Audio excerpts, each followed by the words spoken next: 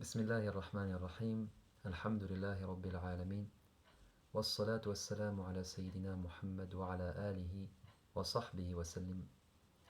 Assalamu alaikum wa rahmatullah. Le message aujourd'hui concerne nos enfants et le mois de Ramadan. Et on reçoit parfois des questions à propos du jeûne. Est-ce qu'il est obligatoire pour nos jeunes? Et les jeunes, ça peut être un tout jeune comme ça peut être un plus vieux. Et la question maintenant, elle est de savoir est-ce que le jeûne de Ramadan, il est une obligation, donc ce qu'on appelle en arabe fard aini, pour nos enfants. Maintenant, on sait très bien que ce jeûne, il a été prescrit à notre communauté, comme il a été prescrit aux communautés précédentes, comme le dit Allah Ta'ala, après Bismillahir Rahmanir Rahim, Ya ayyuhalladhina amanu, kutiba alaykumus siyamu, kama kutiba ala alladhina min qablikum, la'allakum tattaqun. Et donc Allah nous enseigne que ce jeûne, il a été prescrit à cette communauté, aux croyants, comme il a été prescrit aux communautés précédentes. Puissiez-vous atteindre la piété. Et donc dans ce jeûne, il y a un cheminement, c'est une école dans laquelle une personne peut atteindre la piété qui est le but existentiel. Pourquoi donc priver nos jeunes? Parce que j'entends certains parents qui retardent toujours et qui parfois même découragent leurs enfants de jeûner. Et je ne pense pas que ce soit une bonne chose. Plutôt, il faut les encadrer et il faut les encourager de la bonne façon. Il faut les équiper aussi et les épauler. Parce que le jeûne, c'est une école pour votre enfant. Ton enfant, lorsqu'il va jeûner, il va apprendre plein de belles choses. Il va apprendre la patience, il va apprendre le contrôle de lui-même, il va apprendre que dans la vie, parfois, il faut dire non à ses envies. Parfois, il faut refuser de toucher à quelque chose. Le jeûne t'apprend de ne pas toucher à ce qui est halal, à ce qui est permis à la base, à ce qui est licite. La nourriture, elle est permise. La boisson, de boire, c'est permis. De boire un verre d'eau, c'est permis en principe. De manger une date aussi. Par contre, pendant Ramadan, c'est après le coucher du soleil et c'est avant l'aube. Donc, de l'aube, à partir du début de l'aube jusqu'au coucher du soleil, c'est ce temps de contrôle et c'est ce temps de réaliser qu'on est sur la terre pour une grande fonction, une grande mission. Et pourquoi décourager l'enfant de jeûner? Je pense que ce serait pas du tout pédagogique, surtout pour les parents qui veulent éduquer leur enfant dans l'islam, qui veulent que leur enfant développe des valeurs islamiques. Maintenant, si on parle de l'âge,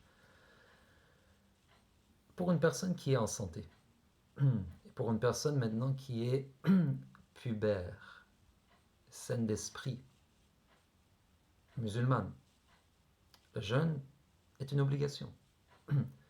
Il y a des exceptions, bien sûr, celui qui voyage et celui qui est malade ou la femme, à certains moments, elle ne jeûne pas.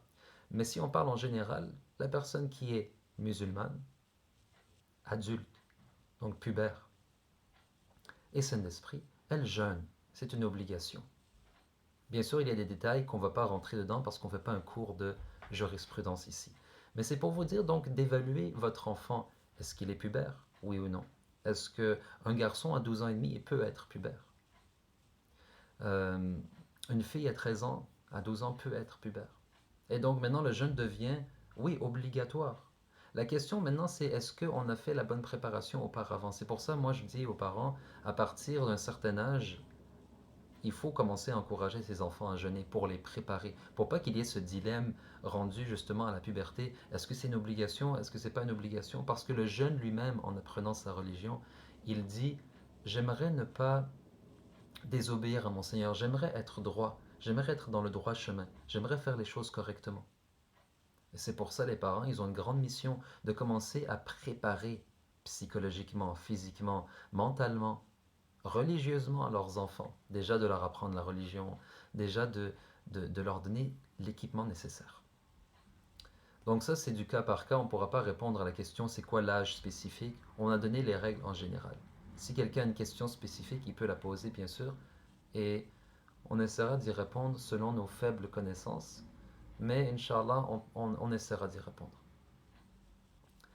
Maintenant, un autre point important, la préparation pour nos enfants. Je connais des enfants, ils ont 5 ans et demi et ils jeûnent. Et je connais des enfants, ils ont 6, 7 ans et ils jeûnent. Les enfants à 7 ans font tout leur mois. Les enfants à 5 ans et demi font un jeûne sur deux, donc un jour sur deux. Ce n'est pas impossible. Au début, c'est possible que ce soit un peu difficile et ils se plaignent, c'est normal. Mais on leur apprend, si tu jeûnes, ce n'est pas pour te plaindre. Si tu jeûnes tout jeune et c'est trop dur pour toi, ne jeûne pas. Donc on peut aussi les faire jeûner une partie de la journée, on peut les faire jeûner un quart de la journée, la moitié de la journée, le trois quarts. Donc on fait ce qu'on appelle cette évolution. C'est important parce que c'est comme ça que l'islam se transmet et a été transmis par le prophète sallallahu alayhi wa sallam. Il y a eu cette évolution dans le temps.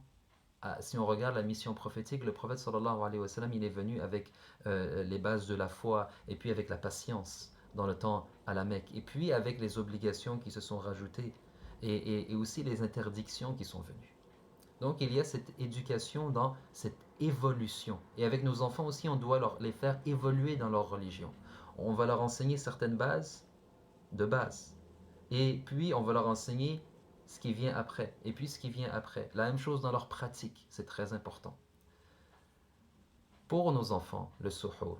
Le suhour est vraiment extrêmement important. De faire le suhour, un suhour bien costaud. Un suhour comme un vrai déjeuner. Mais pas un déjeuner de ce qu'on appelle junk food ou du fast food. Ou un déjeuner de ce qu'on prend qui ne nous tient pas le ventre. Non.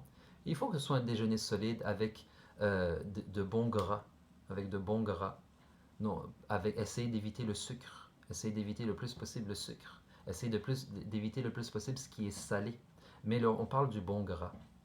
Et on parle de bonnes protéines. Et on peut parler aussi un petit peu de bonnes calories dans ce qui est plus féculent, riz, etc. Il y a plusieurs bonnes recettes. Peut-être qu'il y en a parmi vous qui ont à partager aussi de bonnes recettes. Une recette que moi j'essaye, qu'on fait tous les matins, alhamdoulilah, qui donne de très bons résultats, justement même pour les tout jeunes, c'est tout simplement un bon gruau. Donc c'est de l'avoine, dans un grand récipient on met de l'avoine, environ 4 tasses, et on remplit aussi 4 tasses d'eau. 4 tasses d'avoine, 4 tasses d'eau, donc il y a cette équivalence. Et on laisse tremper. On laisse tremper avec du vinaigre de cidre de pomme. Et ça fait justement que l'avoine devient, c'est comme si elle devient prête et prédisposée à nourrir véritablement. Le matin, on arrive, et c'est avec des raisins secs, bien sûr.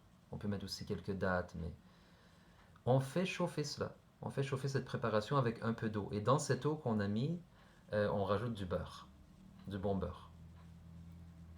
Donc de l'eau avec du beurre, ça fond. Une fois que ça vient à ébullition, on rajoute cette préparation d'avoine et on sert avec un peu de sirop d'érable, par exemple. Les enfants aiment et les enfants peuvent faire la journée comme cela. Les adultes aussi. Le suhour est extrêmement important. Celui qui fait bien son suhour, il a pris un bon déjeuner.